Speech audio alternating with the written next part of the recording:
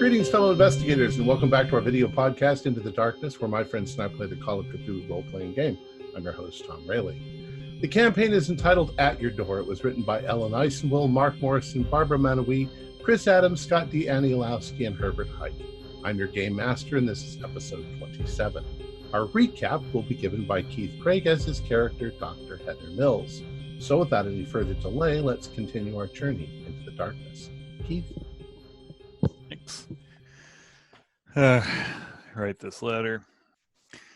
Jack, it's Dr. Mills. Enclosed in this envelope is the certification of your completion of field study for this semester. I included in this letter as I'm worried I won't be making it back to San Damiano. Please be careful. There is a traitor in full wilderness that is undermining all our efforts. Just know that humanity is depending on us, even though most do not know this. We've stumbled upon a conspiracy too horrific to imagine. We watched the movement of that strange statue at the museum. Reverend Lawley was there with the chauffeur. We went and spoke with it, but it was not the missing chauffeur. It was another one. Horrifyingly enough, Dr. Carlisle and Dr. Liege were able to confirm that Lawley cast a snake shadow similar to the man that committed all those murders in the lab. What is going on here? Are these reptiles, are they warming the planet to make it more habitable for them? And if so, what do they plan to do with us? I shuddered to think what they would do if they became the dominant species. Dr. Carlisle seemed to remember something about an ancient god called Yig, who the snakes worship. He said it was based in Kansas. I would have laughed at him a month ago, but now I just don't know. Dr. Flores and Dr. Evans have an appointment for a dinner with Reverend Lawley on Sunday afternoon. I hope that they do make it back.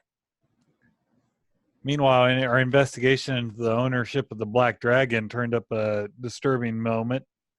Dr. Flores he snuck into Finley's house under a charade. He's been learning from the master myself.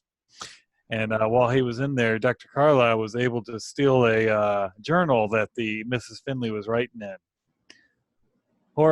Awfully, it confirmed her suspicions. It was a cookbook for humans. Well, I'm glad I didn't eat meat at that place and just had a few drinks. Whatever you do, Jack, do not give this to anyone at full wilderness. Watch yourself. If you choose to go back to Berkeley, I understand. But hopefully I do see you again. Excellent. All right.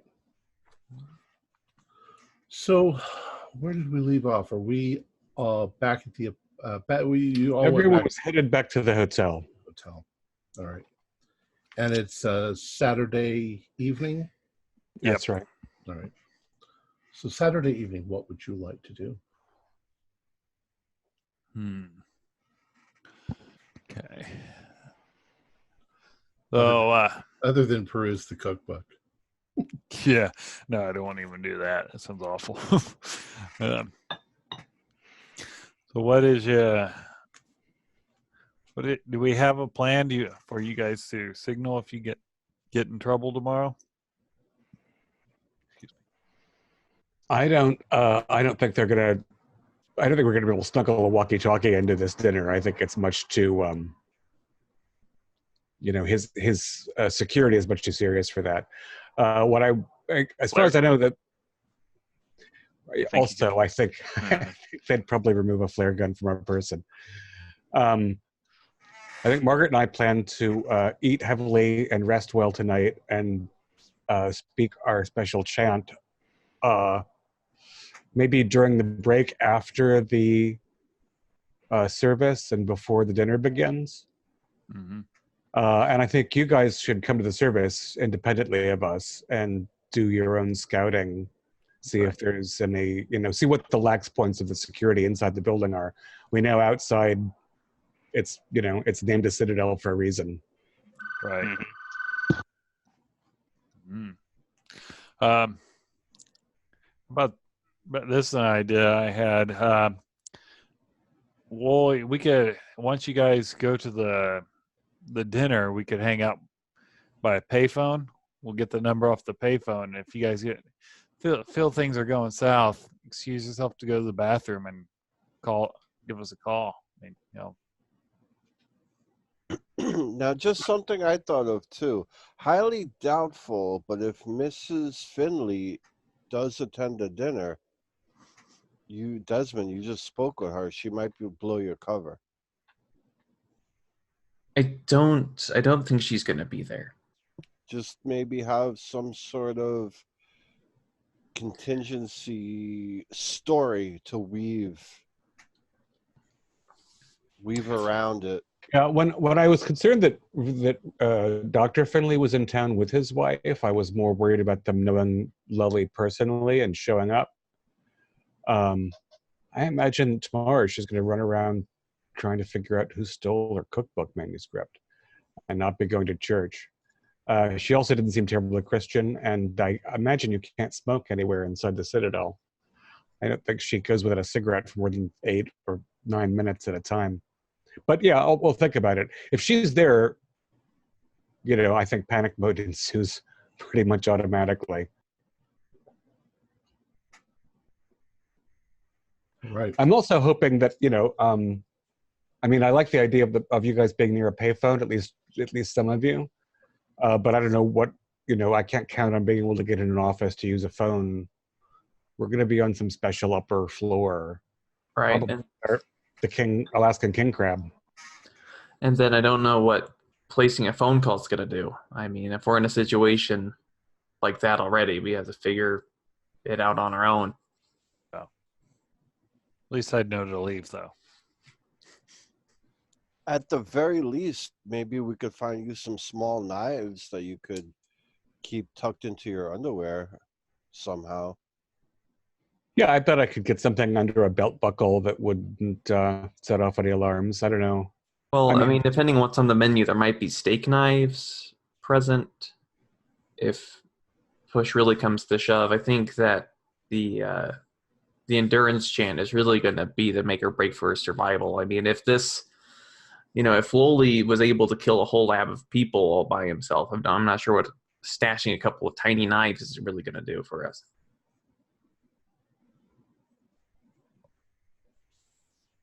Okay. Yeah, I really do not want to be the subject of some unleashed serum like what we saw at the lab. I do not want to become a pink goop on the ceiling. But this is his Citadel. I assume that what he's doing is a power grab, not a detonating button. Where are we eating? And I only want to see plants. There's a lot of places to eat in Toronto. Yeah. According to the map, according to their map, there's a good vegetarian place near the museum. I was going to say there's an Oriental restaurant with an explosive atmosphere. Yeah.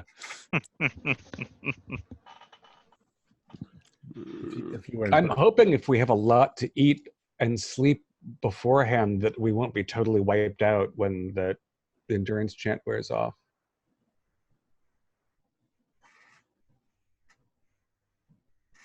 Well, let's go get some dinner. Yep. All right. So you head out to a nice little restaurant and you have a delicious meal, and the evening goes on. Ultimately, you return to your hotel and get your rest. The services. What are the services? Did I already tell you the time? If you did, I didn't write it down. Like 10 to 2 10 to 1, I believe, on Sundays. But I jotted down. Yeah, the doors open at 10 for the service. The crowd starts forming at 9. She said, the lady that sold us our tickets. Okay. And the show goes on for a while with music and money collecting and all that sort of stuff. All right. So How you long arrive is a while? a couple of hours. Okay. And then you're going to get a tour and then you're going to have, really it's, I don't remember what time I said that it would be, but we'll say it's more like a late afternoon dinner. Right. Yep. Right. All right, and who's going again? It's Dr. Flores and Dr. Mills. So Flores happens have the tickets. Yeah, we have the tickets to the dinner, to the tour after the show, and then the dinner. And you're all going to the religious thing. Yes. All right. Well, when you arrive, there are already crowds of people. The golden stairs, or whatever they're called, they are escalators. So it's like a gigantic escalator that's taking people up to the front doors, which are now open. You go up those. There's people handing out, little small programs. They're all dressed in white. You go up the stairs. You walk into the lobby. You can see where the restrooms are. You can see where, there are in fact refreshments, but they're all basically water and Coke. And Coffee? Yeah, there should be coffee there as well. How is the church coffee? Dr. Carlisle? I just wanted to ask how many people does this arena fit? Are we talking 10,000 people, 500 people? 10,000 is not a lot, is it? I'd say it's still, though, it's going to be about 10,000 because it's in the building, and they're talking about building a new. If we're talking mega church, 10,000 would be appropriate. How is the church coffee? Kind of watered down, not very strong. MJB. Those cold-blooded bastards. They put one scoop in for the pot. Yeah, those sons of bitches. All right. Well, but how much I paid to get in here? I'm gonna head toward the seats as soon as we can. I'm gonna try and get as close, but like we said, I don't want to sit with Margaret or Desmond at all. It's stadium seating, so it's sloped down towards the stage. Mm-hmm. You can see that there's television equipment and various things like that. The place is rather dramatically lit. There is a projection coming from somewhere up onto the stage that looks like clouds floating by. It's all very commercial. Mm-hmm. What's security looking like? Well, I mean, standard. You see people on either sides of the door, and mostly they're just people who are helping you to find a place to sit and so forth. If we present our special dinner tickets, do we get special VIP seating for the sermon? Actually, yes, you do. They put you in the golden circle, and there you basically you get a really good seat from right there. It's one level up, but it's dead center in the front, so you're right. Right, there's seats that go below us, but we're right even with the stage. But it's kind of hard, when you're sitting right in front of the stage that you're having to sit like this. So you have the best seats for the show. Nice. And it takes a while. It takes 40 minutes or so for people to get their seats. And there's people from all walks of life. There's people that are well dressed, people that are kind of averagely dressed. There's people that look like they're inappropriately dressed in shorts, and it's not what church used to be traditionally. Right. Dr. Carlisle and Dr. Leach, were we wanting to sit together? In this crowd, you might not notice if you wanted to. It's a big crowd. Yeah. A lot of little old ladies and.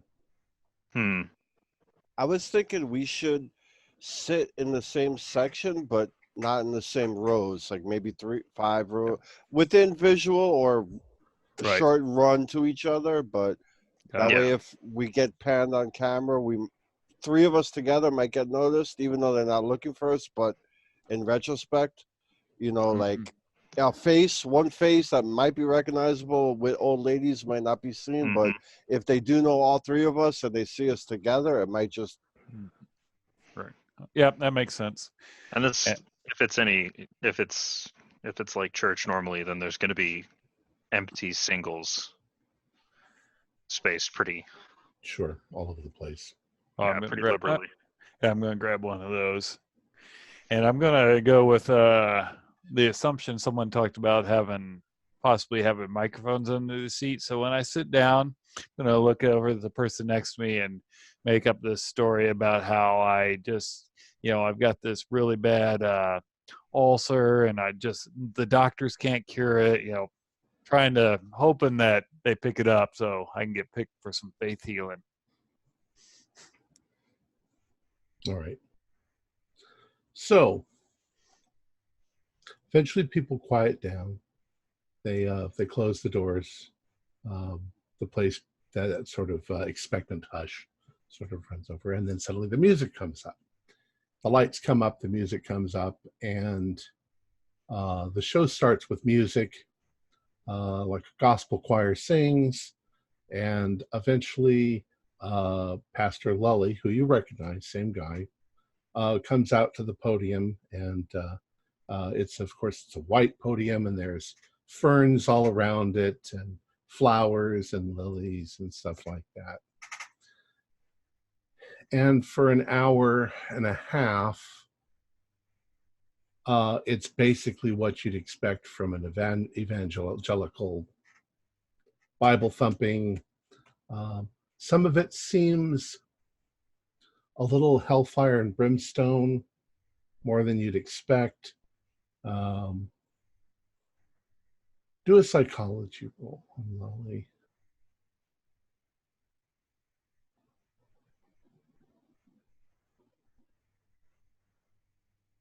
Missed. 86 I failed. Did anybody pass? I mean, I was really close. 93 out of 10. I passed. Okay. 9 out of 10. I got a 29 out of 42. So, all right. Those of you who passed, Way to rain on my parade there.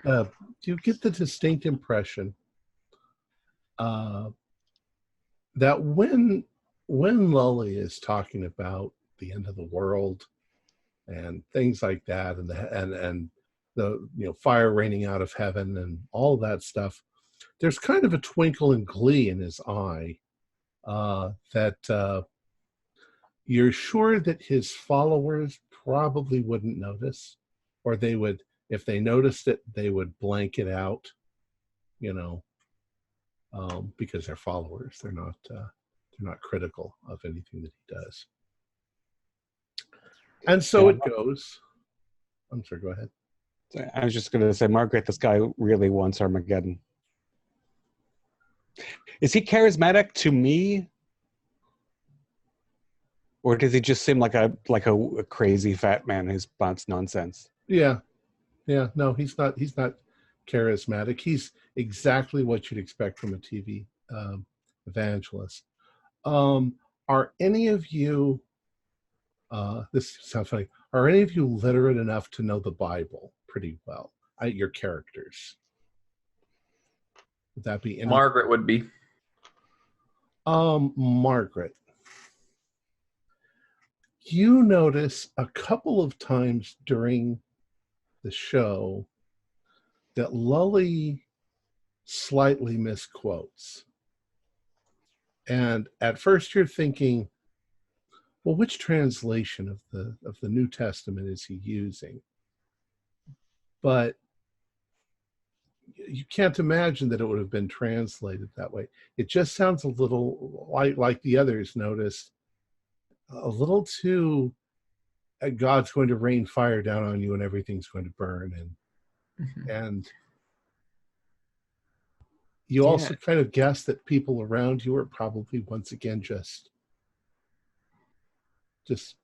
passing that over, and if they actually notice it, they would be thinking, oh well, he made a slight mistake, but we love him anyway, Yeah, Dr. Flores, I mean, for a preacher, this guy's misquoting the Bible quite a bit. I mean, giving it even more of a we're all gonna die type of feel. Yeah, I think he might be looking for a different Armageddon than the one that's in Revelations. Is the crowd pretty frenzied?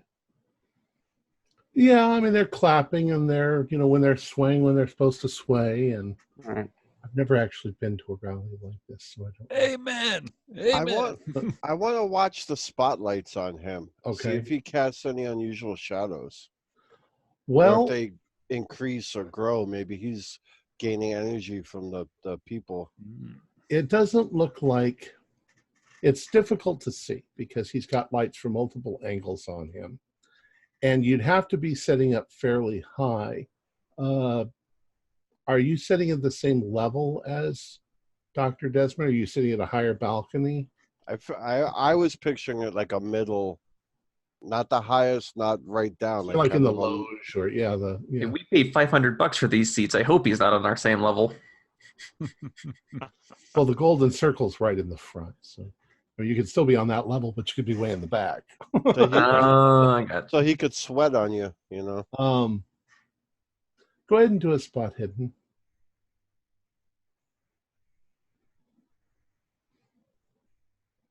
50 out of 55. I don't know if that's Oh, good that's enough. good. I'd say that, once again, because of the lights, you can't tell for sure, but because you're staring right at it, And I kind of know what I'm looking for. there's a shadow that's twisting out this way a little too much and then back again and moving, and you're like, that could look sort of serpentine. And nobody else notices it because they think it's just the lights playing around, on the way it's going. The music's fairly good, and it's what you'd expect. There's also a lot of talk of donation. It's also obvious that he's talking to the camera, So What kind of organ do they have? we have a whole orchestra. Okay. Well, there you go. Do they So have the production values are pretty high. The population, the place is pretty full, I'm assuming. Yeah. Do they have how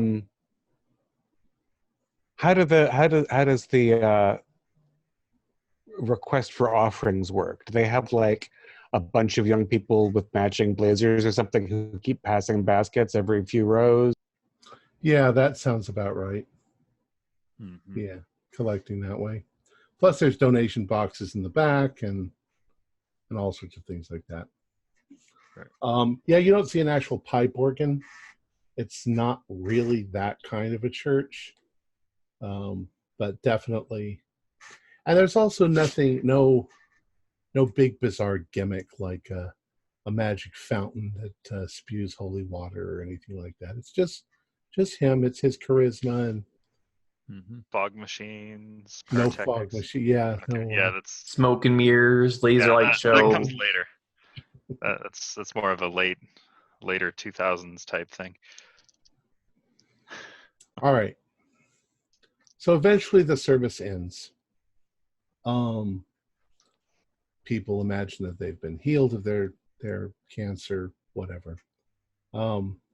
People start filing out, and of course you're in that special section, and you're there with maybe a dozen other people who are all nicely dressed up. I mean, you guys are nicely dressed up because you're going to have dinner.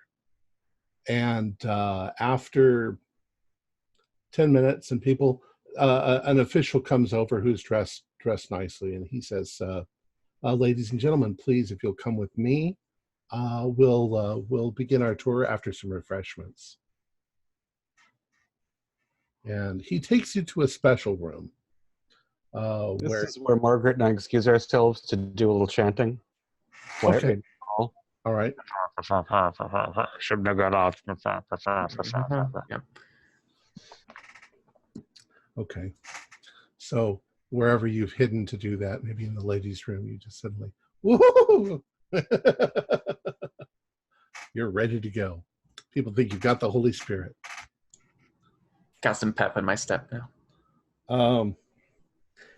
There's refreshments. There's light refreshments. Of course, now there's some additional people that come in to talk about the Bible. They show you, this, and they're going to give you each gift Bible. Nothing special, but hey, who doesn't want more Bibles? Oh, I mean, especially if it comes from Pastor Lowley.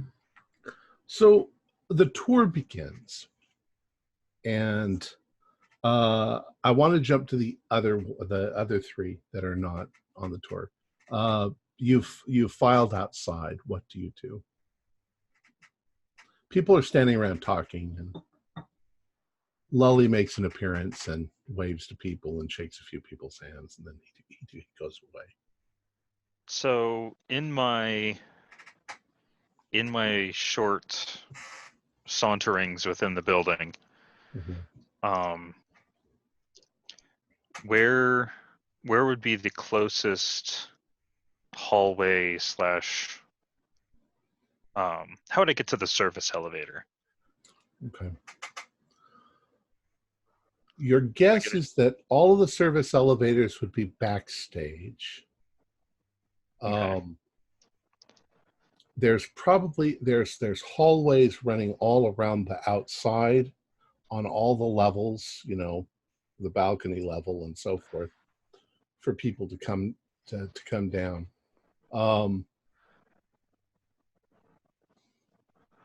You can see that there are a number of elevators towards the lobby that obviously go up to the other floors. There may very well, you can guess that there's probably one backstage for Lully to come down from his apartments. Probably closed with extra dimensional light. Okay. Doves come flying out as he steps out of it. Are the halls arrayed in kind of so you've got the circular hallways going around the like a theater, the atrium area. Outside of that, are the hallways arrayed in like a grid? Is it logical or labyrinthian? There's not much of it. It's fairly logical, and you can see that there are smaller conference rooms and things on that level that could be used for whatever they need to use them for. Okay. You think that it's probably likely that they might even have like wedding receptions in some of those, if somebody decided to get married in the theater.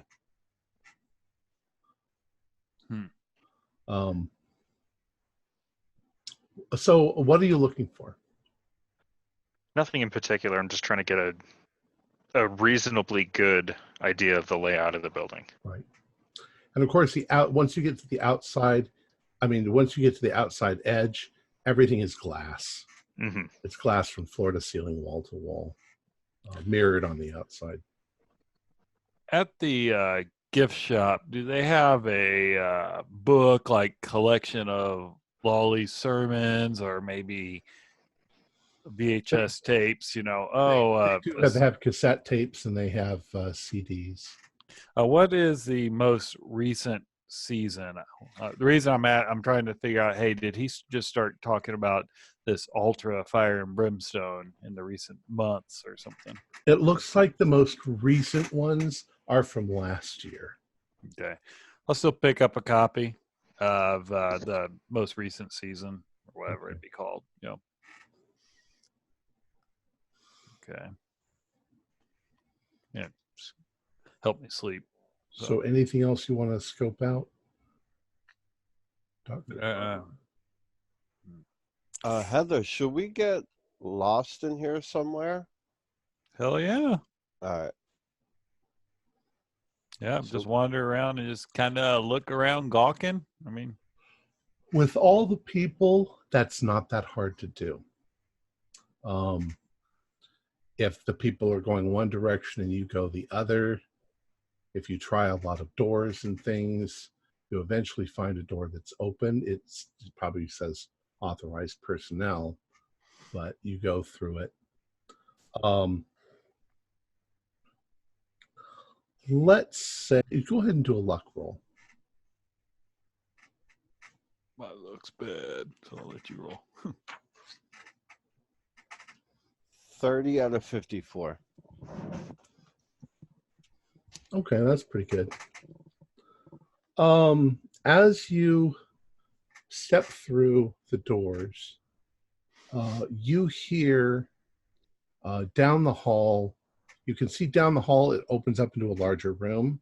There's no door, but you can hear a lot of people chatting, and you can hear a lot of ring noises, and you're pretty sure it's a bunch of people on phone banks taking donations. Okay. That could be our cover story. We were supposed to, if we get stopped, we were supposed to volunteer for the phones. We just got turned around. Yeah, it's a big place. All right. That's a cool cover story, but you realize that's going to get you stuck on the phones, answering phones. Oh yeah. Bathroom break, whatever. Coffee break, bathroom break. Cigarette break. So okay. All right. Let's keep wandering. All right. So you guys are wandering around. Dr. Flores and wait, who's with you, Dr. Flores? Hi, that would be me. All right, Dr. Margaret, Dr. Evans. All right. After you are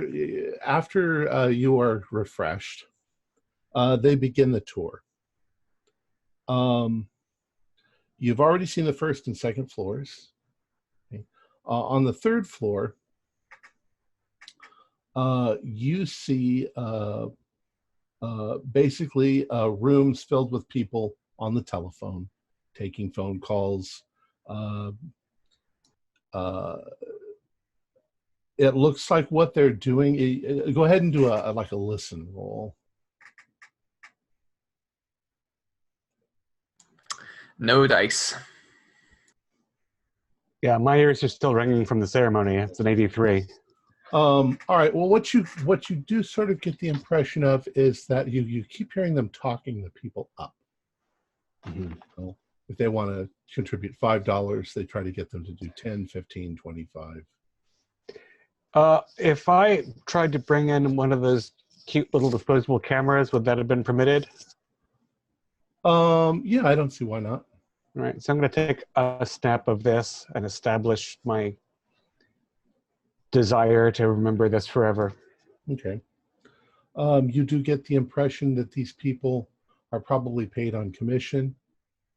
So the more money they bring in, the better they do. And who's our tour guide? Is it one person or two? Your tour guide is a young man. We'll call him Jonathan. Oh, it can't be Jonathan Leach. I was thinking, where'd that name come from? That was one heck of a cover story. He's giving the tour. Why, hello. We'll make it. His name is Franklin Lopez, and he's showing you around. He's telling you the details, the information, how much money they bring in, how much the donations are worth. It seems unremarkable, other than that. Now, in the process, he takes you upstairs, and you're now on the fourth floor, and you can see that the fourth floor is pretty much exactly the same thing. You know, rows and rows of people on the phone talking, and he's just telling you that this is all data collection on people, and what they're giving, and when they give a donation, we keep that record. It goes to a certain through a certain process where we know to call them again, and it's very efficient, and that's the way the whole company is sort of keeps its money fluid. Then he takes you up to the fifth floor, and at the moment, this floor is pretty much empty. There are a few people in offices, but what you do notice are large bags of mail. And he tells you that at certain times during the week, the group from downstairs on the phones comes up here and they sort mail. And they can actually do it rather efficiently. It's probably going to be something that happens tomorrow, because they've accumulated all of this mail. And once again, it's all donations. It's sorted. People who give more money are sorted into different groups than people who give less money, and that allows them to know when they can send out their things. Now, Mr. Lopez, I know this money mostly is going into outreach. Is that mostly missionary work, or is that expanding the broadcast system? Or well, of course, everything goes. Well, part of it goes, of course, to improving our things. We're building a new stadium, seating arrangement, and so forth. But yes, there's a lot of charities that benefit from contributions from the Citadel. We're currently bringing in between $3 and $5 million a year.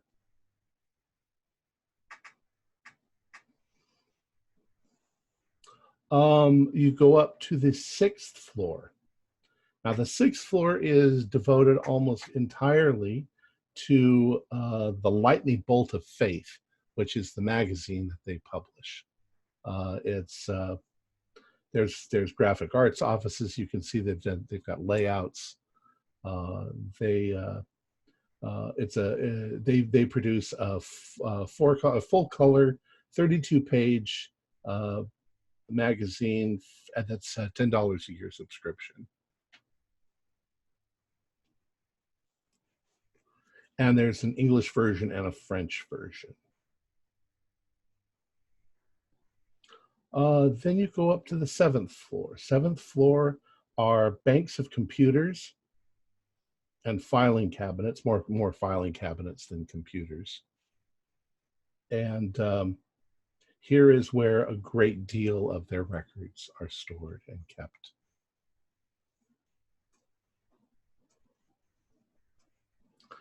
can one subscribe to Lightning Bolt of Faith all over the world, or only in some nations? Pretty much all over the world, but it's most popular in Canada. Canada and the US.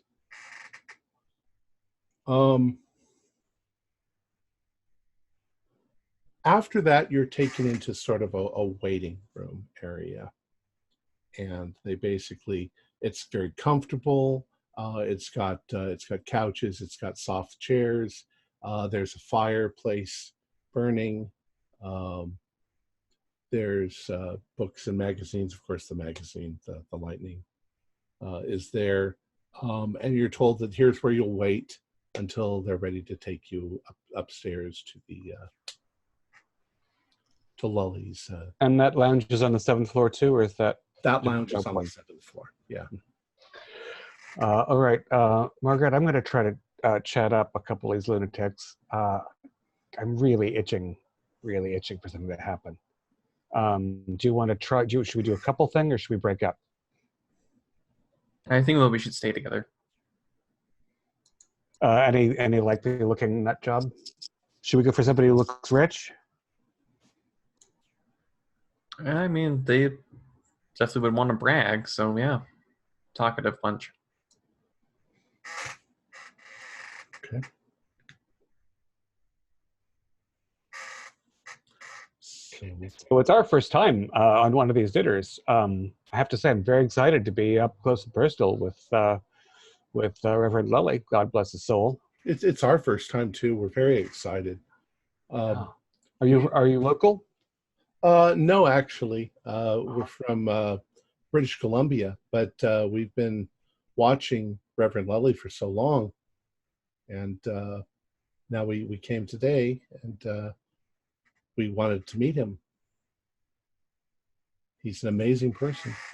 Oh yes, I mean that's the reason why we took our vacation to Canada. And she tells you a story about how her daughter was healed of gallstones, or I don't know what.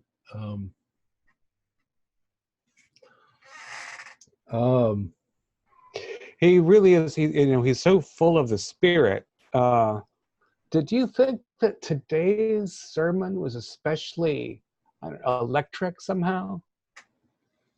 Well, he has so much charisma. I think that he was especially warning us about the terrors of the world to come if you're not repentant of your sins, even more so than he usually is. Coming in from out of town, have you had a chance to be tourists at all in Toronto? We've been looking around at stuff. Did you see the odd exhibit at the museum? Oh, we went to the museum. Yes, we did see that. That was very interesting. We went to the concert. We went to an opera. And of course, time marches on because they have to talk to you for 20 minutes about stuff. It seems like nobody there has eaten at the Black Dragon. Chinese food, it's just too hard on my stomach. I like Italian. And of course, that part of the sermon where he talked about getting rid of mongoose, that was very riveting. The mongoose is like, it's just one of those, I didn't hear that part. What is that? It's like a little rodent? And it's all Bible verses and a lot of like bless you, so nice meeting you. Oh, you know that he's blessed because look at all of the money. Oh yes, obviously God must be on his side because of all the money. And of course, he God blesses those that help themselves. Indeed. All right. So, what do the other three want to be doing while you guys have been wandering around? Eventually, somebody's going to notice you and say, "Oh, we're sorry. You must have gotten lost." And they very kindly show you where the elevator is that'll take you back downstairs. If you wander on into any floors, you see exactly what I said to right. the other two. Okay. Yeah, so once we get kind of caught, just obviously go with Carlisle. So we got turned around, and then the architecture was so beautiful, and then we'll take the elevator back down to. At least I will. I'm assuming the others will go. Get the hell out. You can tell that there's probably a couple of hundred people working in here right now. Mm-hmm. Maybe more. Yeah. Okay. How frequent are the security? Are all dressed similar, or like a pretty much black blazer or something like that? Are they kind of everywhere? No, not really. They're there's you might guess that there's maybe one security person on a floor. Upstairs they don't really need security. These are people who come here every day to work, and they just go in and they're talking on the phone. So the security you're going to see downstairs where they've got strangers. And other than that, if they need somebody, they can call them upstairs. Right. Take it they didn't have like a this is where our relics are kept. Here, look. Yeah. You didn't see anything like that. No exhibits or anything. Okay. All right. All right. I don't want to get in a fight, so I'm going to let it escort me back to the public area. Okay. And by the time you guys get that back down to the first or the second floor, the theater's pretty much cleared. You can see people cleaning because of all the popcorn that the people were throwing in the air. I don't know. Spilled coffee. Yeah, they're cleaning. So the doors to the theater are closed. Okay. The escalator is still running, but you think they're going to turn it off soon. You end up back down. Now the escalator's all going down. Yeah, that's right. Sending us down. All right. Yeah. And cars are pulling out. So if that's where you've ended up, what are you going to do? There's the gift shop. Yeah, I'm still gonna try and float around because I'm curious when they'll get done. I might ask the gift shop, under the ruse that I'm interested in booking another tour, how long those dinners last. Oh, an hour and a half. Oh, okay. Yeah. Oh, that's not too bad. Yeah. It's a good price for meeting the Reverend. I'll have to save up for that. And it's good food. It's filet mignon and whatever. Amazing. All right. King crab, perhaps. So we'll say that you guys go outside. You talk to a few people. But after half an hour or so, the parking lot starts to clear out, except for the employees. And in general, there's very little going on at that point. So are you going to just stand around? Are you going to go back to your car? Are you going to, what are you going to do? So before exiting, I'll run into one of the faculty members and give him some diatribe about how I like sketching things and tourists, and I don't like taking pictures. I like actually sketching it, and asking if there was any place outside that gives me a good view of the best view of the cube of the Citadel. Well, they don't really know where the best, if you're the artist, they don't know, but you're certainly free to wander around out there. All right. And I try and make this probably not the conversation back of the building, but yeah. I mean, try you and can make this wander there if you conversation want. as audible and hearable to other people Right. as possible without making it obvious. So Nobody cares. They find that interesting. Yeah. And they show you probably some things on the wall that artists have done. The big cube on the hill. But all right, so you guys are outside. Yep. And I'll wander around with Dr. Leash, All right.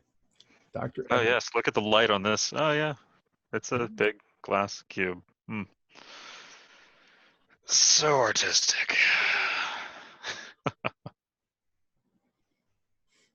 All right, Dr. Evans and Dr. Flores.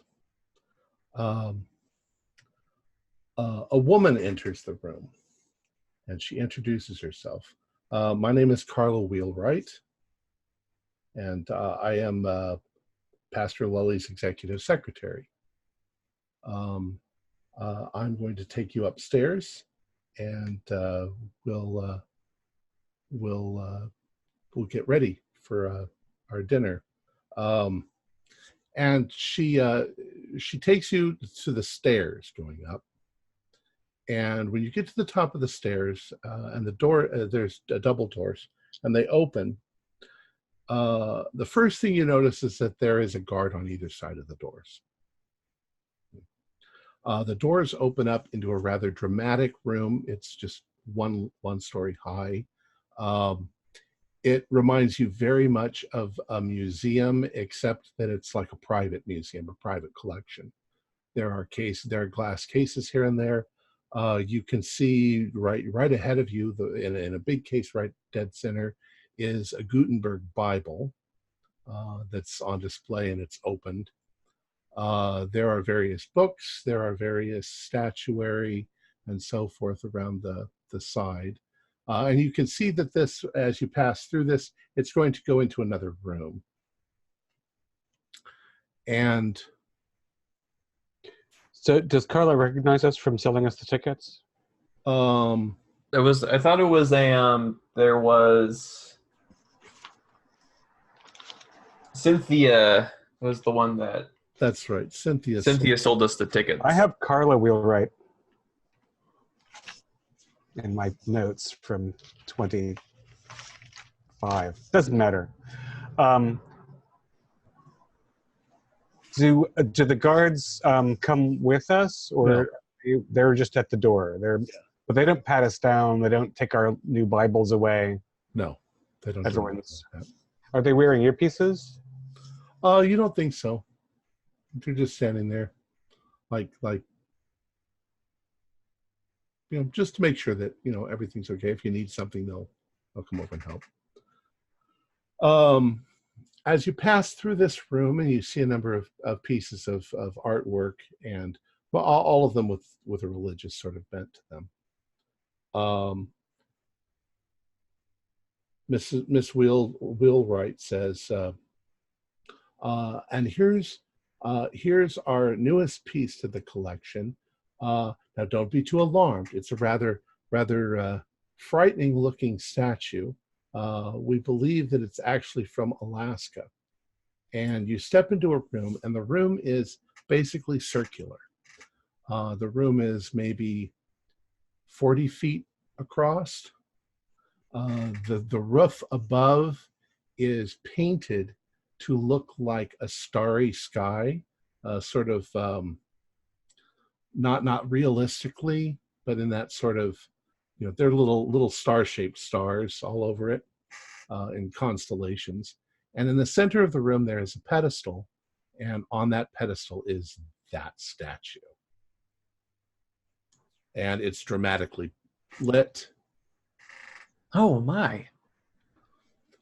Yes, we believe that this, at least from what we understand, this is a pagan god that was worshipped by the Aleutian Indians, and its name is Rontagoth. Rontagoth. Why is that?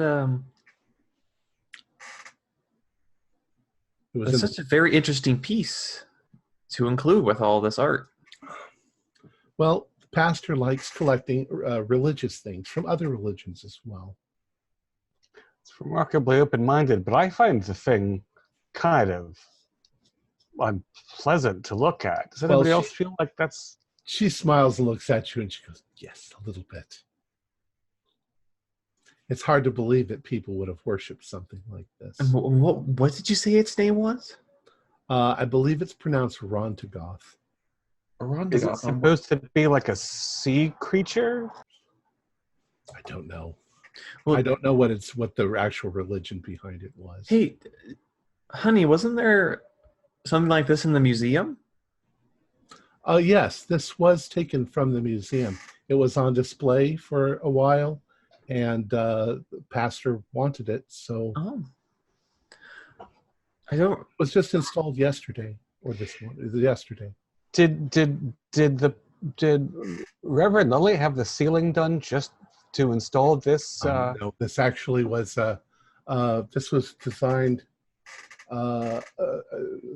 probably 2 years ago.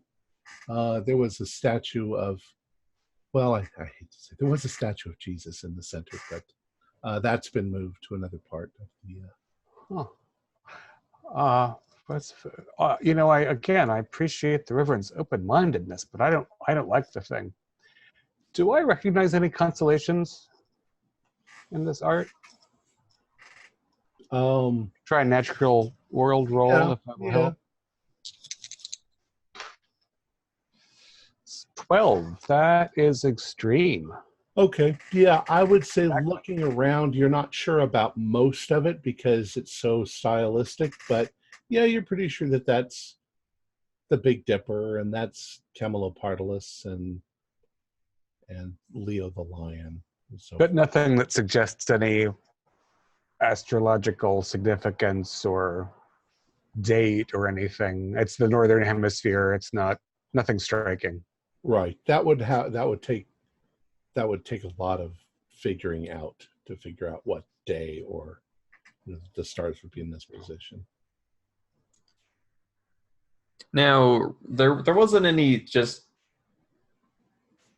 trying to remember. Just there wasn't that name Rontagoth was not mentioned at the museum, was it? Yes. Or it was? Yeah, the original. It was actually in the newspaper clipping. Oh, okay. It said something to the extent it had there was more to it than that. It was calling it like a demon god, but Rontagoth was part of the name. She might be truncating the name because she just doesn't really know. Anyways, she says, so please come with me. And you go past all of that, through another double door into a rather lavish looking room. The room itself is done up very comfortably. There's a fireplace on the far end with fire. There's a large table in the center, which is formally set. There's candles on the table. There's obviously a kitchen in that direction through some double doors. And this is where you guys are going to have your meal. The head of the table has decorations behind it where Lully is going to sit, and that he will be joining you in a few minutes. Well, I want to jockey for a seat kind of close to him, but not right next to him. Okay. Unless the seats are already assigned. Well, if you go by formal manners, you guys are pretending to be married. Mm-hmm. You should sit across from one another instead of next to one another. Right. Right. Okay. I'll go left, Margaret. Let's see if we can get second or third from the big man. We'll say you get third.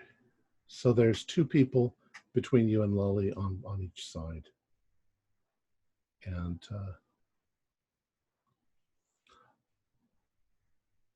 Are there unusual place settings?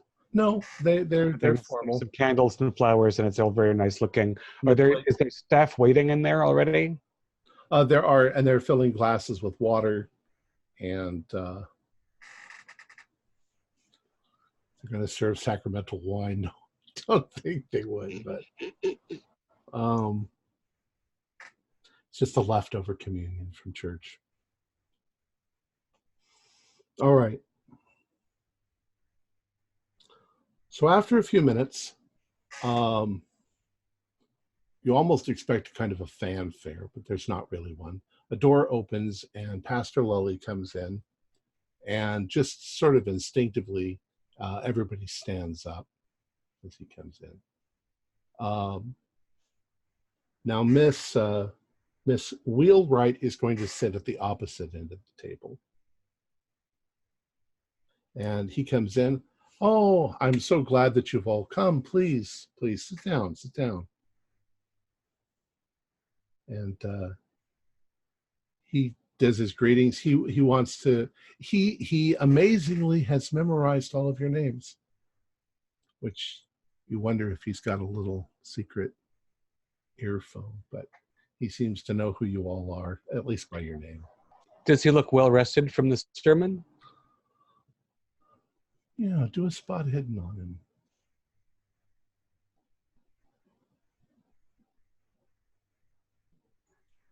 $98.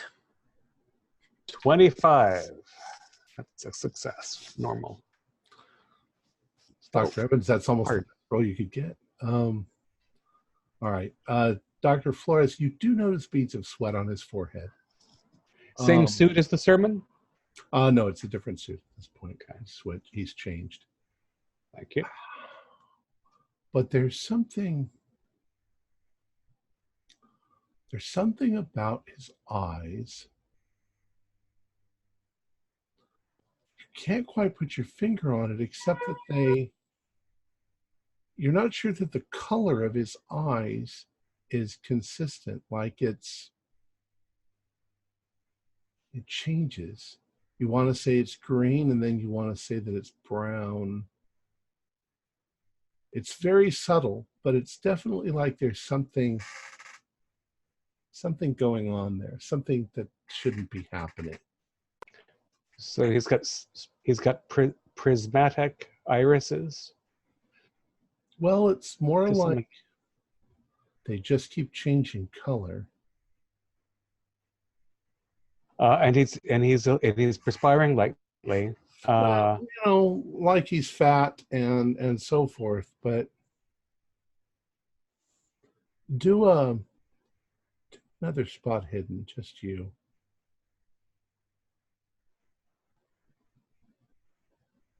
Luck cannot hold. 76. Okay.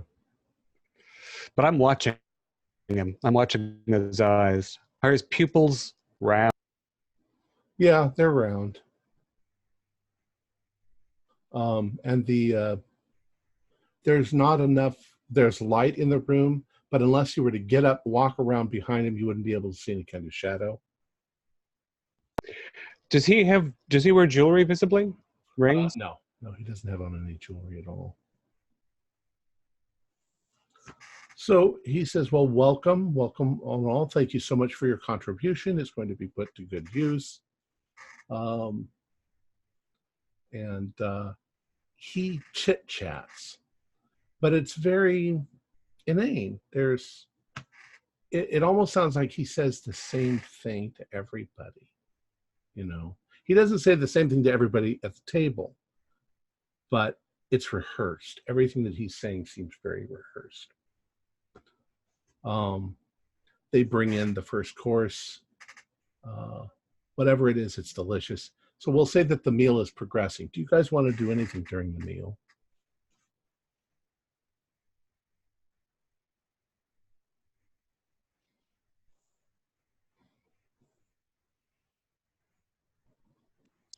I think after the first course and everyone's feeling a little comfortable, and I assume there is no alcohol of any kind being served, this being a sort of fundamentalist congregation. They're unlikely to serve anything stronger than cider. Innocent cider. But, once people are like settled in a little bit, I'm going to strike up a conversation with my neighbor in Loli's direction about the statue of Rondegoth or whatever. Did you catch the name? But that strange, hideous thing. And see if he glances or attends or explains. When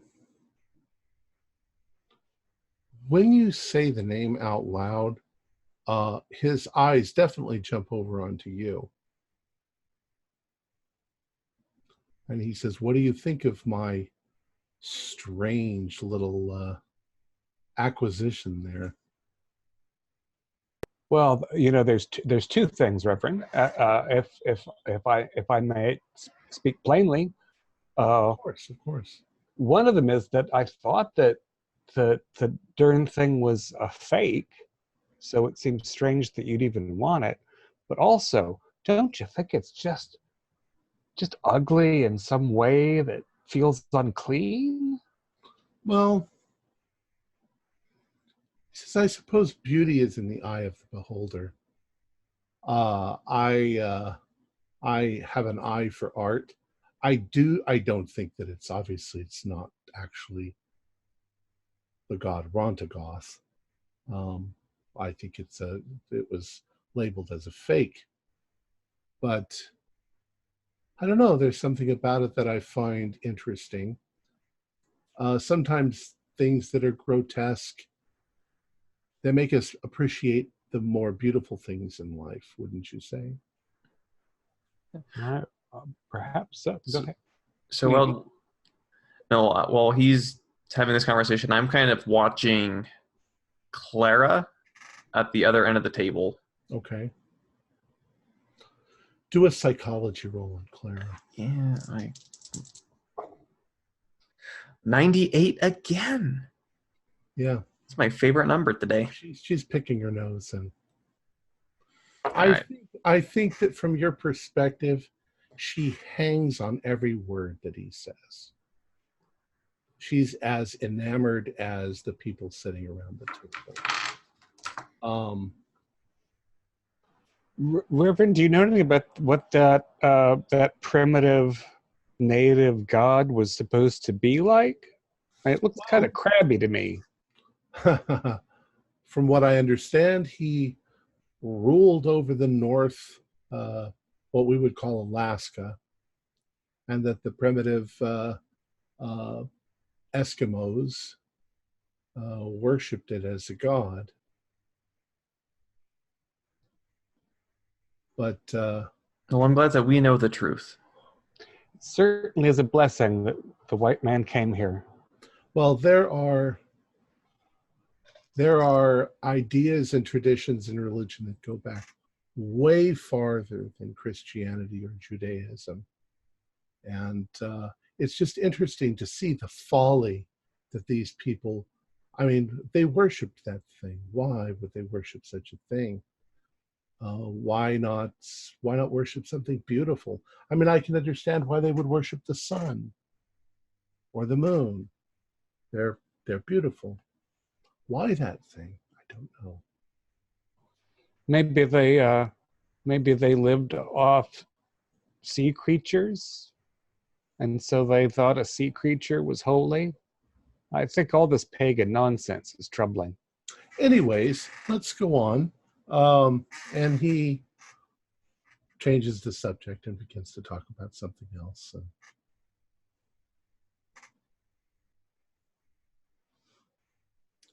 as the dinner wears on, the dinner's delicious. That reminds me, Margaret, I was trying to think of it. It's been bothering me when we were talking about pagan gods before this delicious beef course came out. And I was trying to think about that other pagan god the fella in the hotel told us about.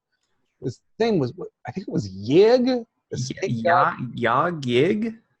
Yig, yeah, the Native American. Yeah, like the Plains Indians. Yeah, do a spot hidden.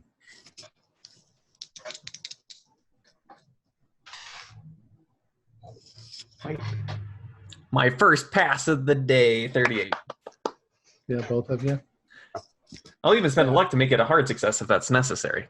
There is a definite wrinkle in his forehead when you guys mention Yig. And there's an actual look of concern that crosses his face for a moment. And he says, now. Let's talk about things less pagan and more Christian. And but you also notice that as he begins to recite whatever he's rehearsed for all of this, that he's got his eyes on the two of you. Okay, so back and forth. We have to get out of here. So I'm going to give kind of like, going to give Desmond a little look here, and we're kind of eating like a steak course, and I'm going to cut my finger a little bit because I want to get out of here a little early. I don't want him to try to catch us alone in the hall. Okay. So, oh, good heavens. Honey, are you? Oh, yes. Are you back? Carla, is it Carla? Yeah, Carla. I mean, says, "Oh dear, you've injured yourself," and she looks over at one of the guards and she's like this, and he comes over. Take Miss Evans. She's injured herself. She's cut herself with a knife. Honey, I have to go with you. You look a little peaked. Reverend, I'm sorry. You have to excuse us. Just, I hope for a moment. It's been. Oh, I'm so sorry. Of course. Marcus, there will take you to the first aid station. He definitely looks like he's maybe on to you, or suspicious of you, or maybe confused by you. Marcus. Yeah, what's Marcus's demeanor like? Because he takes us to see after. Obedient and helpful. Oh, I'm so clumsy. I'm so sorry. And he probably reaches in, pulls out a handkerchief. He says, "Here, wrap it in this until we get to the." Mm-hmm. Oh yes. And how far away is the first aid station? And he's taking you out of the room, back through the museum, and into a side room. Dr. Desmond, do a spot hidden for me.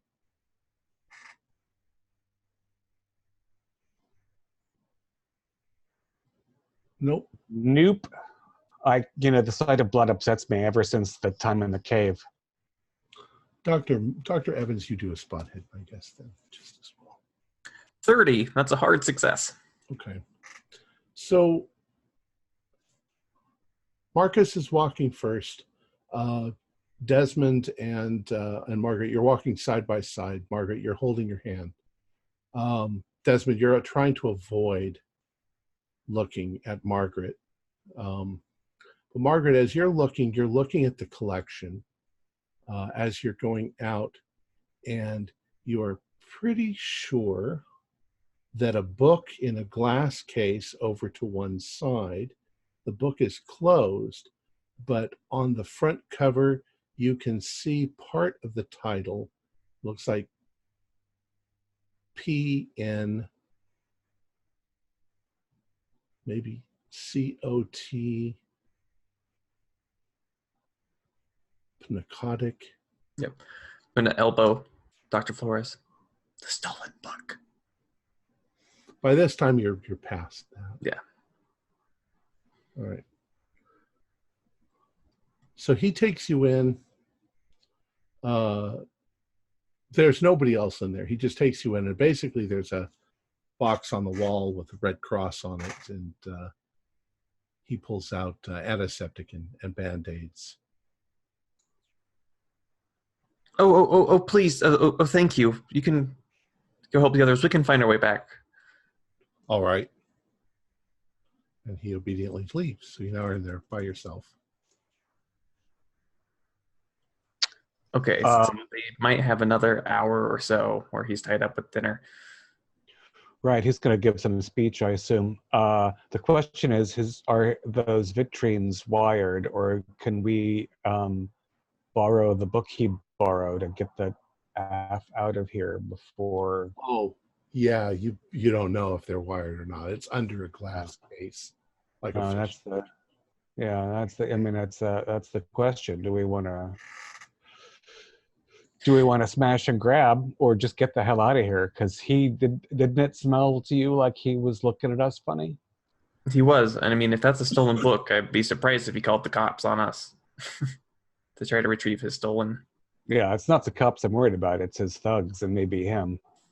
Right, but if we take it, then he can't use it to bring his Aleutian Island crab god right.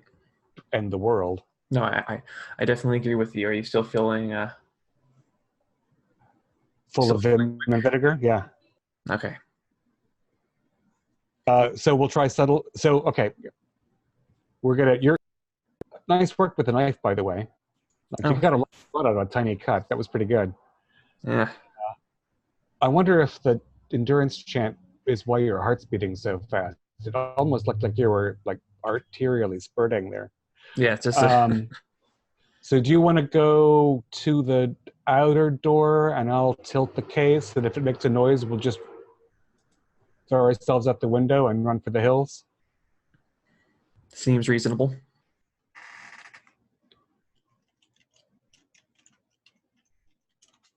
All right, so you're going to actually try to do that. All right, so as you step out of the room, do a luck roll.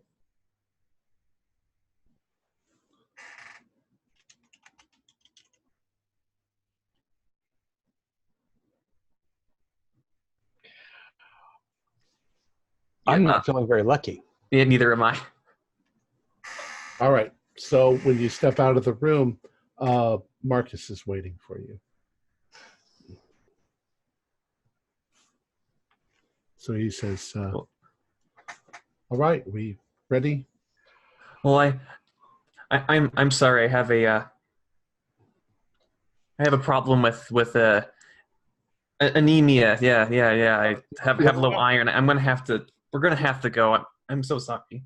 Yeah, you're gonna have to excuse us. I'm gonna need to drive. It's not an emergency room kind of thing, but we're gonna need to get Margaret, where she can lay down and we don't have to move her for a bit.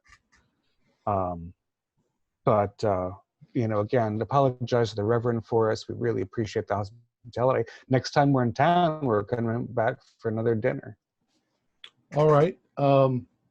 let me take you over to the elevator, and I'll convey your condolences to Pastor. Yes, thank you so much. God bless you.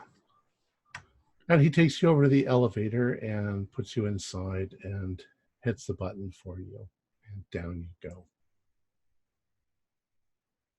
All right.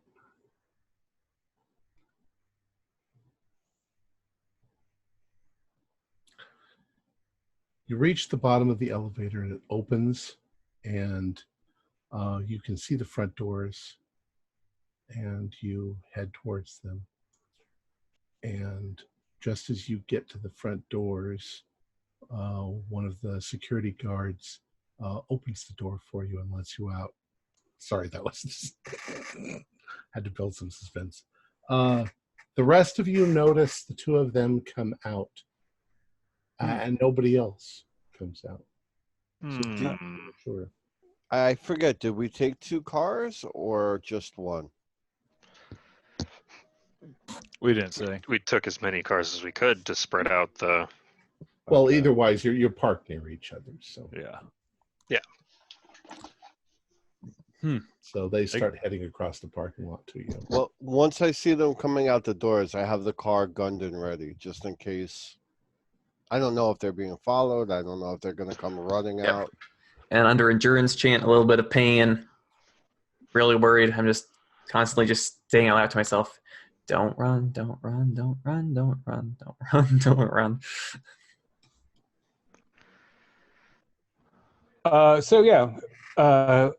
The long and the short of it is, we already know he's a monster. He's a monster.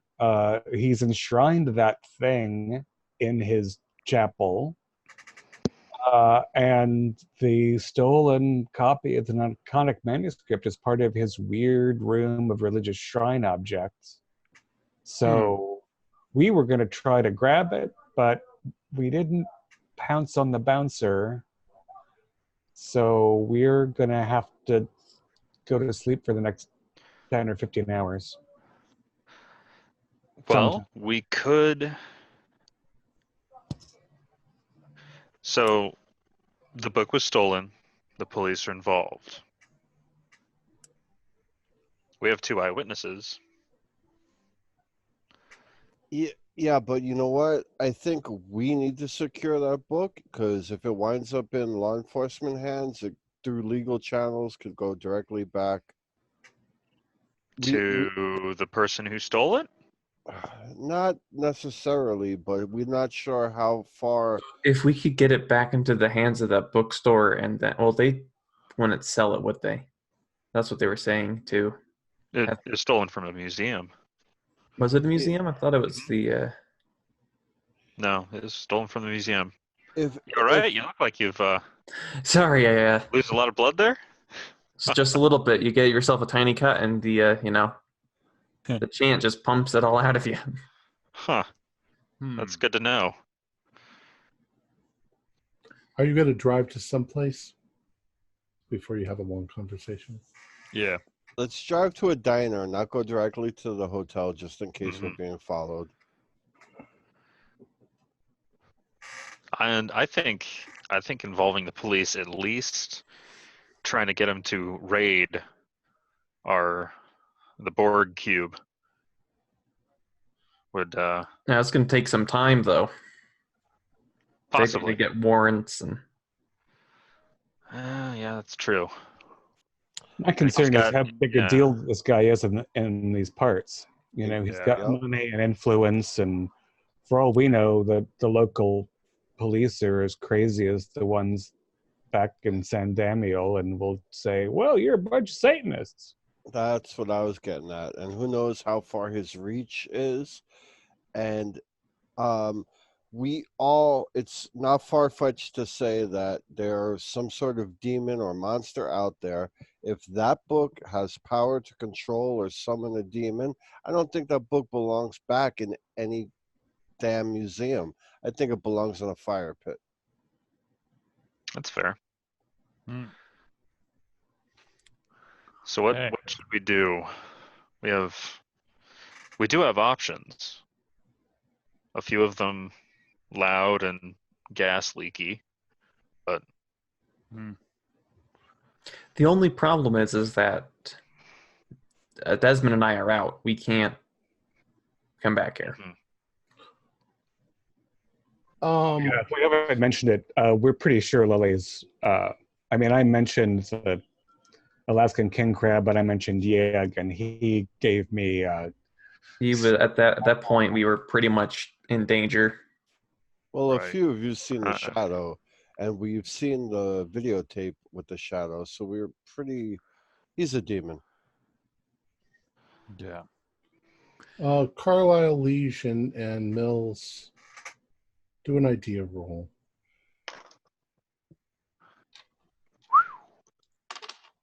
That might be an extreme. Regular. Let me make sure.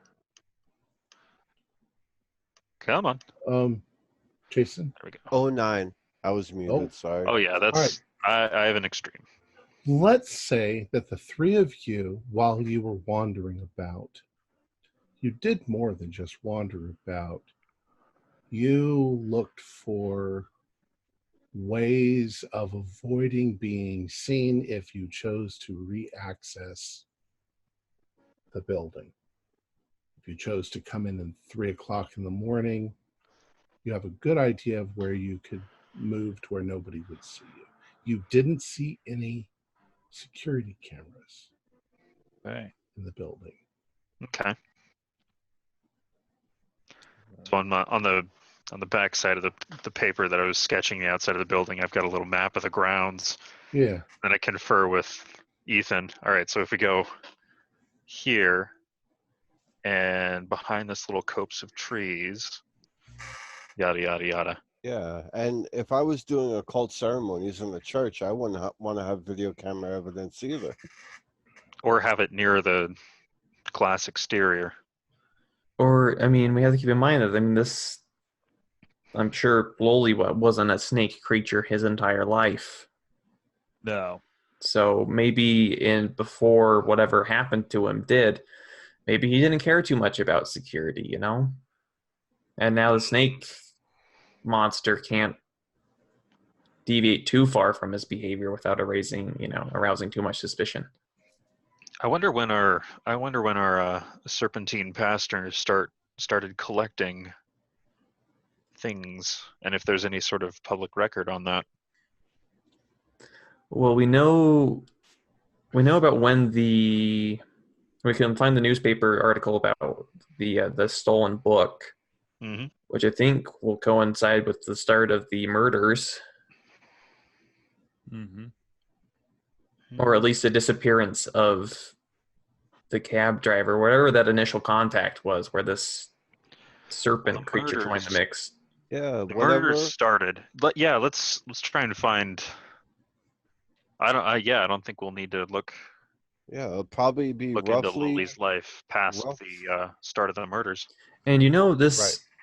I was trying to think to myself, why impersonate the pastor? But I mean, if you look they've been using the resources to buy almost like their little shopping list. And Yeah. it's a perfect cover. Who's going to suspect a reverend Mm-hmm.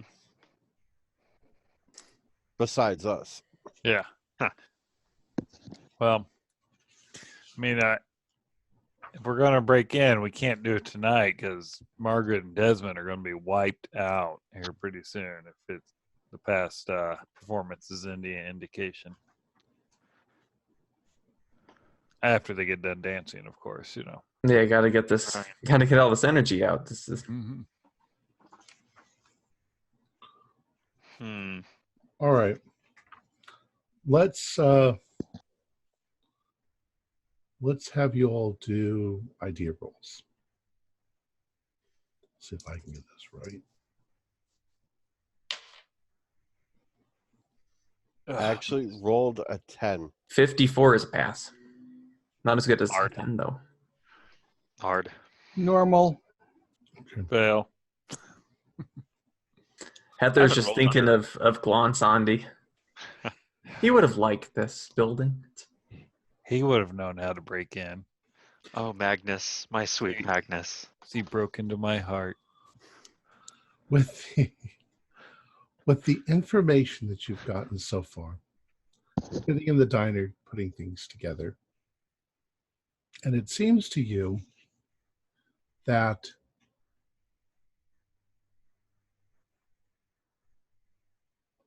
on the timeline that Reverend Lully's been preaching for years, but at some point prior to the museum's exhibit,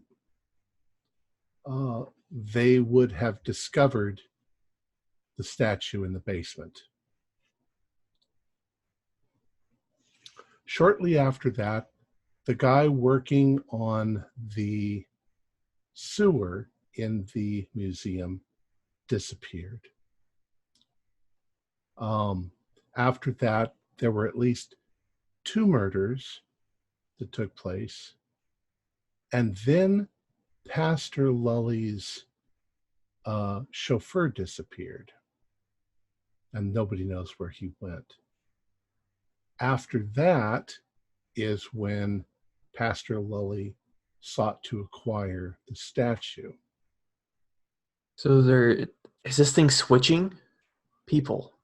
When Dr. Heather listens to some of the tapes, the followers of this guy might not notice it, but there was a distinct change from the last sermons that he gave to the one that you listened to the other day, or Sunday. A change of personality, maybe. Yeah. Also, the attack on Rothersham occurred before Pastor Lully's chauffeur disappeared.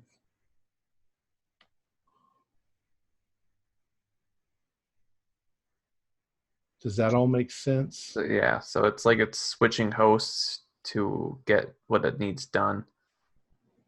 Well, the chauffeur was found skinned. No. No, they didn't find him at all. Or No. no, the security guard. Security Right. guard was found. Security guard was found skinned. Right. I mean, Or who's- had shed his skin. Any of you guys familiar with a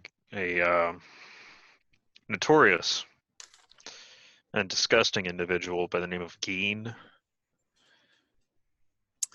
Well, he's been dead for a while. I didn't know Mhm. him, so I'm not familiar. Your Yeah, friend a bunch of my students actually informed me of this individual, that he apparently liked wearing other people's skins. Mm. Mm-hmm. I'm wondering if there's a similar bent here.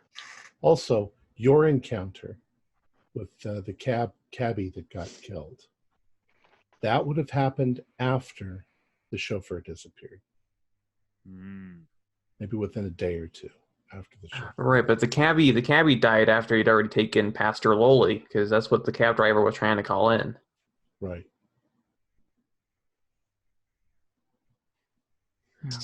Right, and Lily would need a cab more if his chauffeur were missing. Or if you were a serpent creature and you'd already killed the chauffeur and switched. So we're Awesome. thinking it went from the security guard to the chauffeur to Lily? Is that the sequence of travel? If you follow the murders, it looks like it went from the museum to another victim near the university to, if you're going to include Lully, it would have happened, the chauffeur somewhere in there. Then it would have happened to the cabbie that you guys found. And Pastor, I'm sorry. Of course, I've got to throw in Rothersham in there as well. Mm-hmm. Rothersham happened before the cabbie. No, happened after the cabbie. So yeah, there's something. It definitely seems like if this is Pastor Lully, or it was Pastor Lully at some point. So when it jumps out of the person to the next, that host dies, correct? Well, we Is don't. We're I'm not We don't thinking- sure. know. But I I mean, don't if know it, if if there's it a was host. Lowly and then attack Rothfusham, it looks like it can either switch. It can kind of switch as kind of what Dr. Liege was saying, or there's more than one. Yeah. I don't know if there's a host. It might just be something wearing people. Dr. Desmond, do an idea roll.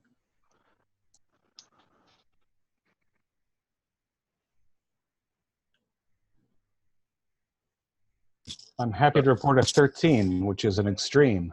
She also, do you have a cult at all? I have a little Cthulhu mythos. I have almost no occult. Okay. Standard. Well, I think I'll give it to you anyway. His eyes kept changing. All the time that you were there, you're not sure that what you were seeing was real. Because his shadow would have been Right. a snake. Yeah, an object that blocks photons casts a regular shadow. An illusion can look like anything. And there was something unstatic about him. There was something inconsistent about his appearance. So you think it's hiding with magic, disguising itself? I think it's less literal than putting skin on, I guess. And more like, yeah, changing its shape, adjusting its form to be useful in different ways while it proceeds with whatever its agenda is, which presumably has to do with the statue and with the narcotic manuscript. Yeah. And where was the narcotic manuscript? Was it from the university library or the It university? was from a privately owned university, privately owned library museum of rare books Okay. that was smashed, and the only thing taken was that. Right. Yeah. Just trying to figure out why it would So Mother's Milk. why it would have killed the high school student that was going to a swim meet. The kid Probably at to the- get into the. If it's killing people to take their forms, maybe. Yeah, but I could see the Nathaniel Moore, the sewer worker working at the museum. So it found that thing with that crab statue was there. Brian Lombardo, the high school student. I mean, he was at a swim meet. Oh, was he a college student or a high school student? This one was a high school student. The one after Brian was Russell Simons. He was a 25-year-old student at the University. Right, of but the Toronto. students could get a pass to check out books from the libraries, or perhaps they took their form to actually take a gander through the narcotic manuscript, make sure that it's real, has the information that they need, and then steal it. Yeah, but the manuscript was at a private library. It wasn't at the university library. So, But weren't they saying something about having an agreement with the university, or am I just misremembering something? I might just be totally misremembering. I don't know. Privately owned library. And what about the missing organs? Is there just a sort of collegial agreement between the Chocho and Yig? No, well, maybe it only needs to eat certain organs to be able to take the shape. Hmm. And maybe if it eats the heart or the brain or the heart and lung, or I don't know. But if maybe it just only needs to eat certain organs to learn how to change itself. I'm slightly comforted by that. Because after what Desmond said, I was thinking, hell, this thing might be able to take whatever shape it wants. Then we'd have, John Carpenter's The Thing on our hands. never saw it. Looked too scary. Great practical effects. Well, let's say it is hopping from person to person like that. What can we do about it? Kill it. Yeah. So yeah, that's kind of where I was at. Do we know Does the Reverend Lully have quarters? Yeah, that was my exact thought. I didn't say it, but yeah, there's definitely, that's where he lives. He lives on the 8th floor. Okay.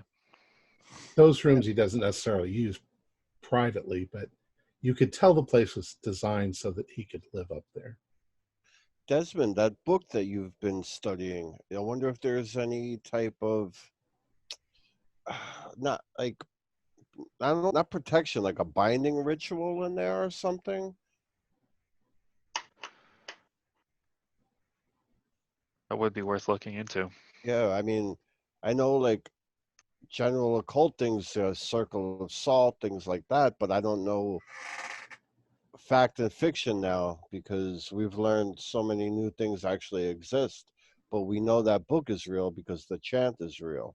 Maybe, just maybe, there'd be something in that book or the book in the Citadel. I can't read Latin, so Well, I don't know how long I've got.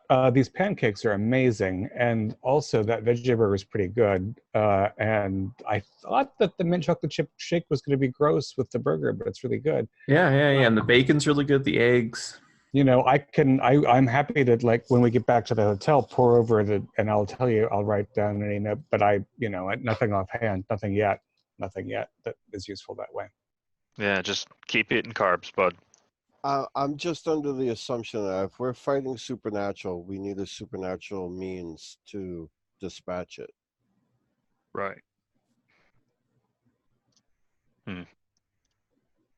Well, I mean, just because it's supernatural doesn't make it immune to bullets, but we don't have any guns.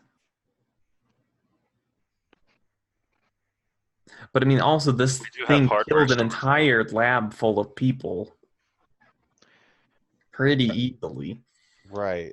That's why I'm thinking we can't go the conventional route. We have hardware stores. We have an individual who is pretty good with locks from what I've seen. And we have surprise. Yeah. A little surprise. But we would have to ensure that only Loli was hurt. All of these followers of his are following a man of God. They're innocent. Right, but I mean, we have to start weighing stuff, Dr. Carlisle. I mean, what is a snake monster going to do? I mean, if we have to hurt a couple of people to stop it, I mean, as much as I hate it, where do we... Well, that's why I'm saying we have to know our options. That's it. I don't want to live my life out knowing I killed parishioners of a church to, there's got to be a way without violence, or at least without hurting the innocent. So my initial vague plan, I spend could probably have a substantial gas leak prepared Well, by tomorrow afternoon. how much do we think this thing is like an actual snake? Now it's snake-like, but I'm curious if there's like any pet stores that will sell snake care guides, and they say don't have these chemicals around snakes. Right. What's toxic to snakes? What if we prepare something that Like is pretty chocolate with detrimental to dogs. snake? Yeah, exactly. Something that's pretty bad for snakes, but people will be more or less okay. Might be worth having. I mean, definitely don't want to have that be our only option because, I might feel miserably, but it might be help Dr. Carlisle. We might have an option to just only take out. And cans of dust off or something like that. Fire extinguishers are cold. Worked in the blob.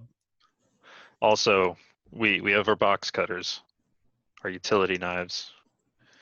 If we catch it asleep, I'm all for putting down this demon. I have no moral quandary for that. obviously it's been What putting about- down other things. So Yeah. This fire extinguisher idea is also not bad, Heather. Yeah. Maybe have like, because they're cold. Snakes don't like cold.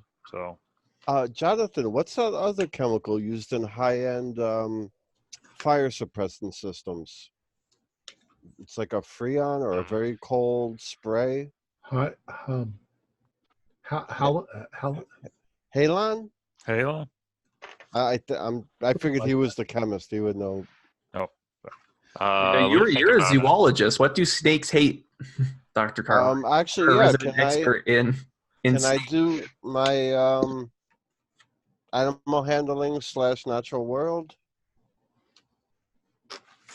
Sure. 21 out of 70. Mongoose. Mongoose. Just go find the biggest mongoose we can from the zoo. Snakes do not function in low temperatures very well at all. Yeah. Right. I just didn't know if there was anything else. Let me. Ricky Tikki Tavi. All right. What was the temperature in the church like? A little chilly, but air conditioned. Yeah. Not too cold. It was well. The other two would tell you it was warmer upstairs. There were fireplaces and stuff. Right. It's also still record high temperatures, Right. but that's a big sealed building that has climate control, etc. Right. Which actually might be, Dr. Liege, an interesting avenue as well. Because that whole building, is there a single window that opens? I doubt it. Not those big external panels. They're just It really set the HVAC system to. yeah. They're like so the external panels are something like 8 by 12 sheets of glass. Those aren't going to open. They're going to be heavy. Right, and also architecturally, that's not the kind of building where you have windows that you open by your desk. It's like everything's glass and it's all constructed, and there's a giant HVAC system on the roof, Exactly. droning away, moving all that air around. It's probably tempered glass. You wouldn't be able to break it very easily either, from inside or outside. Is anyone good with mechanical repair? Maybe crank that air conditioner up and cool that place down? Or just rupture the coolant line. Would that work? Well, it's probably Freon. Yeah. Freon in the line. Or something else with a stupidly low boiling point. But if you ruptured it, then it would warm up. Well, if you rupture it into the room or whatever. Oh, to spread the chemical. Yeah. Yeah, we could break. I mean, if we crank up the AC and then come in with fire extinguishers, I think. Fire extinguishers would be a better option, but they're not. Fire extinguishers, and then a little special surprise that you have prepared. Right. Blow them down, and then. Yeah, even the halon ones aren't going to be super cooling. The super cooling chemicals are all in the little canned airs. Because the fire extinguishers are. Could you put together something that's extremely endothermic reaction? Maybe. You need some specialized chemicals for that, though. I don't know if we could get those in such short. Or maybe we're overcomplicating this. Maybe just something that almost just sprays dry ice. Jury rig something like MacGyver. Well, now that I think about it, azalea and cannabis are highly toxic to snakes. Oh yeah. Yeah, Really? we learned that the hard way when one of the undergrad students left his stash. They dropped his stash in the snake enclosure. College students will be college students. All right, Heather, we gotta get you on that. I have got quite a few students that would have perked up at your sentence there. Did the snake smoke it? It ingested it, and who am I talking to? It ingested it, and the waiter happens to. Oh yeah, the snake ingested it and got extremely sick and had to be in the medical bay for over 2 weeks.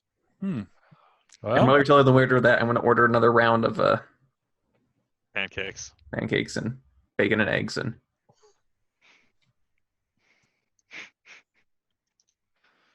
All right, so. dry ice gun, and I don't know what. How would you weaponize? How would you weaponize cannabis and azalea? He could eat. We could make a mixture of it somehow and make sure he ingests it. But Trying to thinking, force a snake thing to eat is not something we want to be doing on the clock. We could just blow it in his face. Yeah. No, One we thing I just we thought of. ingest it, so it makes it when it eats us, it dies too. That too. That's I'm not opposed Guess to that. that's how we're gonna be clear-headed and think through this one. And a little secret, that was my If we could stash that the if we snake could ate. get enough. If But, we could get enough, we could hotbox the whole building. Real quick though, we're talking about cold, and I think if the name is right, Rontagoth is an Alaskan god. We might be barking up the wrong tree with cold. I don't know. Well, ideally, we'd stop it before any sort of Yeah, I don't think we're after. Rontagothi shenanigans happens. Hopefully. Yeah, I mean, if this thing is on the same level as our good friend, the Divine Mother was, Old there's Shubby. nothing we can. Yeah, there's nothing we could do to touch that. And why would a Regardless. snake be worshiping an Alaskan Well, who god? said that it's worshiping it? Maybe it's trying to end the world. Yeah, So the and snake people can rise. I don't know, Dr. Carlisle. I wish I did. Actually, Dr. Evans, to an idea roll. Yeah. I'm giving you guys a lot of idea rolls right now. Yeah. Those were 94? Are you kidding me? swinging. You just spilled the pancake syrup all down your shirt. Oh, jeez. The pancakes are supposed to go in your mouth. Well, you know what? Not around it. I'm a little jittery, Dr. Liege. A little. And still low on blood? Actually, we should get your blood pressure. Because I wonder if the endurance chant, I think the bleeding is stopped. increases the. Well, you had lost a lot of blood. I wonder if your blood pressure is normalized or elevated, then that would give us an indication of whether or not the endurance chant enhances at least the propagation of blood cells in your system. Well, you know what? You go Worth find a blood pressure machine from a nurse, and I'm gonna keep eating. Okay. Yeah, sure.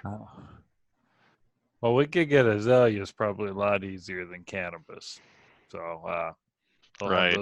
those have those at garden stores.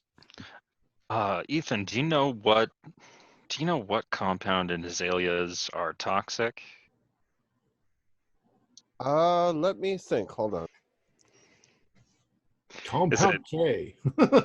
Compound K. Yes. Is it an ester? Is it probably not an ester? Is it like in the flowers? Is it a coloring compound in the flowers? Is it an enzyme produced by the chlorophyll producing cells on those? I believe it's from the flower, but I'm not 100% on that. Okay. Well, I could probably run an extraction on azaleas a hell of a lot faster than making enough. Well, then prepping a gas leak. The other question is, what kind of time scale are we thinking about? Because my concern is that now that he has the text and the statue in place, maybe whatever And he has emotional the milk. Mm-hmm. we believe, Yeah. right? He's got a supply of the milk from the break-in at Rotmersum.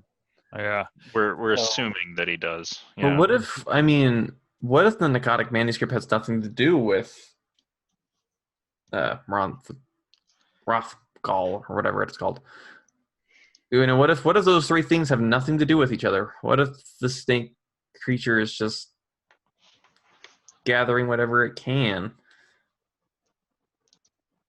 I don't know. I don't think it's a coincidence that he bought Rontagoth.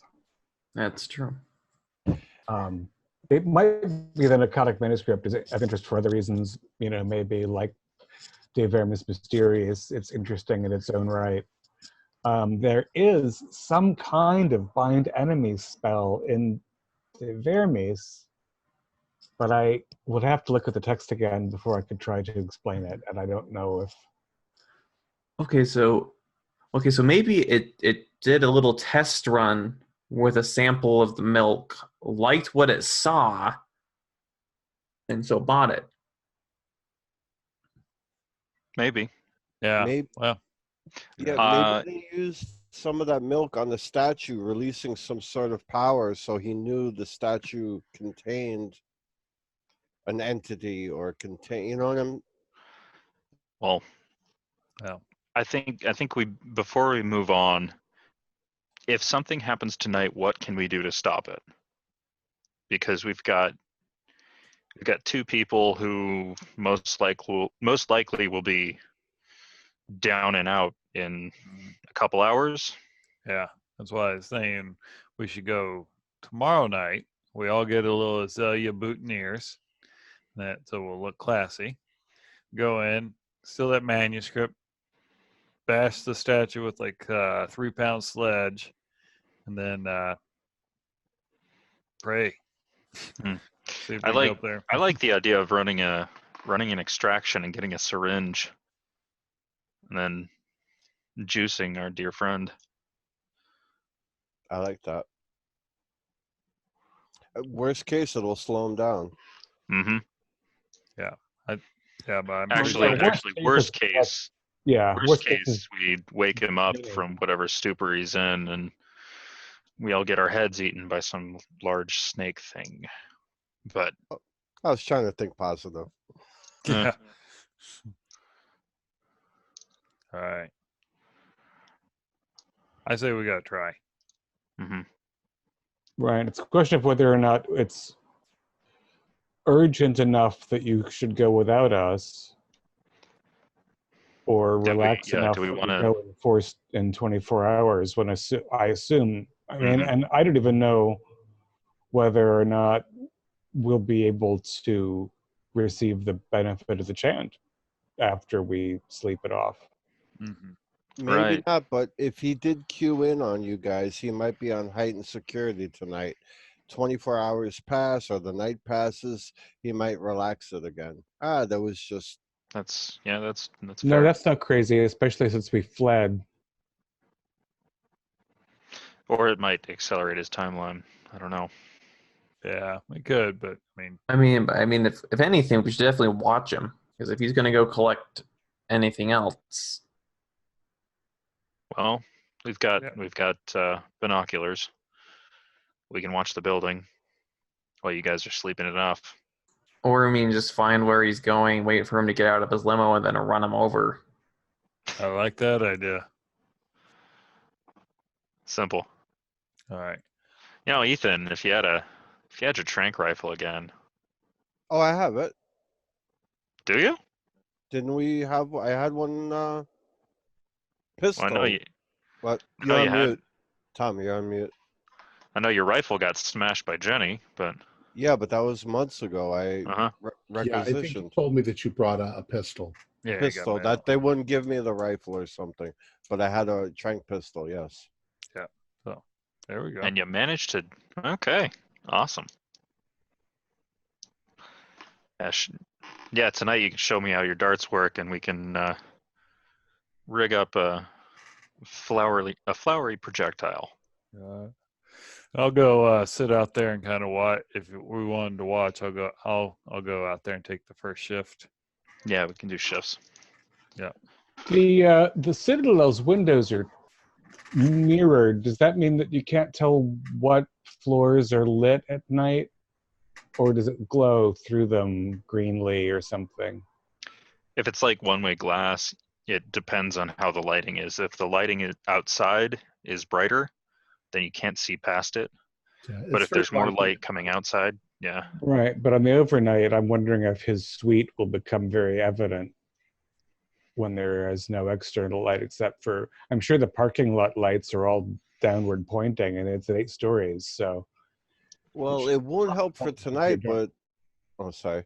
It won't help for tonight, but building floor plans are public domain, so we could get floor plans for the building, and then just by sheer elimination, we could figure out what's an apartment by gas line, toilet line. Yeah. And it'll be Monday tomorrow, so. Yeah, and this afternoon isn't completely spent. It's 3:00. No, we went to dinner around like 6, but we left early. Yeah, it was an early dinner too, but it's probably at least 6 or 7 by now. We're dinering. Right. Okay. All right. Darn, so we can't You make know, with how good that food was, the portion sizes were just way too small. Moment on the lips. That's how it is. There might have been 5 more courses after you guys had left. You know, benefit of the doubt for our snake man. We do know who likes to eat. Desmond, did you happen to What notice? did you guys? Oh, excuse me 1 second. I need to go cancel a credit card. Right. Did you notice if he actually ate anything? Was he eating, or was he just? He was, okay. Yeah, whatever was sitting there was eating with relish. Yeah. What And did again, you guys have? Like his eyes were weird, but he wasn't non-corporeal because he was also perspiring. You know, and he changed clothing. So I don't know what kind of illusion we're talking about, or changeability, mutability. What did you guys eat? Like eggs? They had like a salad. They had like salad, a soup, and then they brought out a steak, which is where I made our exit. Thanks. Don't know what was coming after that. Lots of rolls. There was one of those iceberg wedge things. A couple of mice. That was weird. Sanka. There was Sanka, which I just don't get. Guinea pigs. Guinea pigs like in V. All rodents, birds. All right.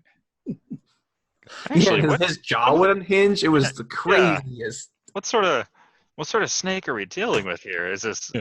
He would grab his steak and he would just squeeze it. Yeah. Or dealing with a anaconda? No, but now you say Did he cobra. eat a deer whole? That's what I'm asking. Wasn't there cobra venom? Yeah. Was it cobra? Yeah. Yep. Right. Yeah. Spitting. We might want some antivenom on hand. Get a little like mask so they can't spit in my face. Exactly what I was thinking. We Face might. shield. Yeah. We might need to get a tube of antivenom or 2. All right. I'm gonna have to contact the local zoo. All right, so you guys are sitting here in the diner, and that's probably a good place for us to break. What do the other patrons of the diner think? There's too much the din of noise at Denny's. Oh, okay. That's why they call it Denny's. Oh, there you go. It's all den. So we're not getting. Also, there's a lot of weird scraping of fork and knife between Desmond and myself, just shoveling it in. And people just chatting with one another. I've heard of all-you-can-eat pancakes, but good God, How's it putting them away? We're gonna eat this franchise out of business, okay? They were not prepared. Our players included Morgan Llewellyn, Brian Daly, Keith Craig, Jason Melanchok, and David Gassaway, with yours truly as the keeper of the secrets. We're currently producing up to 5 shows a week with music and sound effects added in post-production in order to create a richer listener experience. We provide audio-only versions of our shows free for you to download from Podbean or iTunes. The costs involved with the show are provided almost entirely by our patrons. Without them, we wouldn't be able to do what we do. If you'd like to help support our show, please visit our Patreon account. Just $1 or $2 a month helps us a lot. You can find a link in the description below. Like, share, and subscribe to our channel and punch that bell icon for updates on our latest shows, and leave us some comments. We enjoy reading them and answering any questions you might have. This is Tom Rayleigh, together with all the members of our gaming club, inviting you to journey with us once again into the darkness for another adventure into the universe of H.P. Lovecraft and the Call of Cthulhu role-playing game. Until next time, good luck, good gaming.